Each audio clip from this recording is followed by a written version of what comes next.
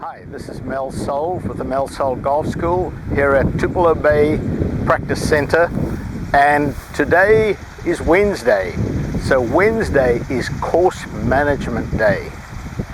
This is an area where the amateurs fall down big time. There is very little course management that goes on when I play with my students or play with my friends. They step up and hit the ball without much thinking. They sometimes do a routine, sometimes they don't.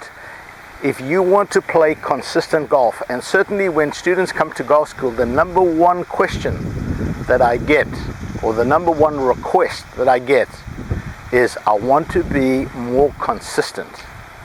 But in order to be more consistent, you've got to do certain things the same way every single time. If you do things the same way every single time, you'll start to get more consistent. If your body knows when the hit is coming, you're more likely to be able to square the club face, you're more likely to be able to hit a good shot. But if sometimes your swing takes 10 seconds and sometimes 20 seconds and sometimes 15 seconds, your body never knows when the hit is coming, it never is able to square the club face up correctly. So the first part of course management that we're going to talk about today in our new series is the pre-shot routine.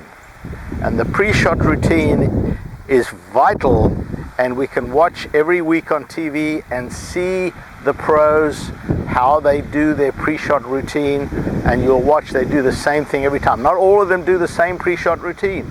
So I'm going to give you my pre-shot routine. I'm not saying you want to do exactly the same as me. You want to find something that makes you comfortable, that you like. If you watch somebody like Tiger Woods coming back shortly, his pre-shot routine is very similar to what I do. He will stand behind the ball here, and he will have a discussion with his caddy on the factors that are going to influence his shot. Wind, elevation, slope near the green, all of those shots are going to influence his decision of what shot he's going to hit and how he's going to hit it. So you want to be able to stand behind the ball. I can feel today, for instance, that the wind is in my back.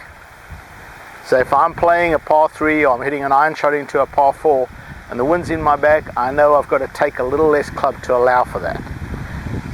We don't have any elevation here, but on a golf course that has a lot of elevation changes, you would have to take in account. You need more club when you're going uphill, you need less club when you're going downhill. Those are things you have to take into account.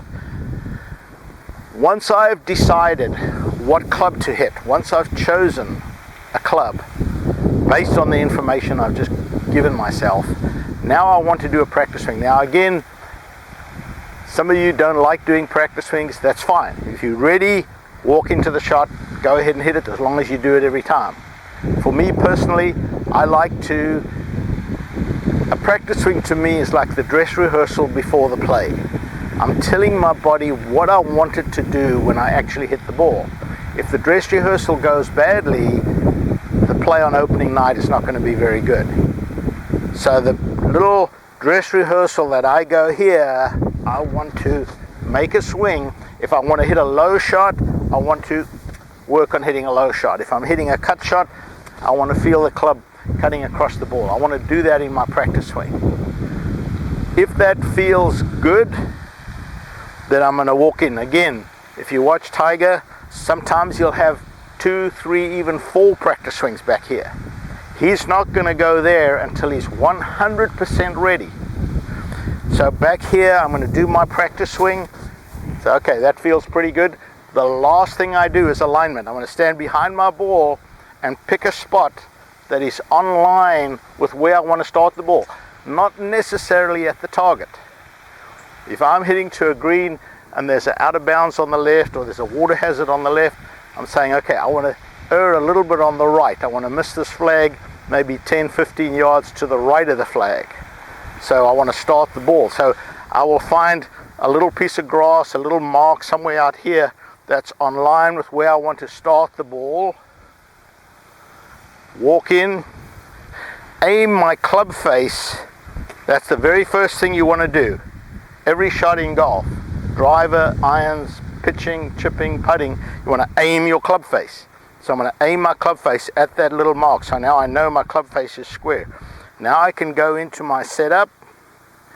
I like to check my posture, make sure my posture is correct. And now at this point, I never look up. I never look up at the target. From this point here, I go into my swing. Now again, if you don't feel comfortable doing that and you feel like you need one more look, go ahead and do that. But I would highly recommend that you try not looking and trust.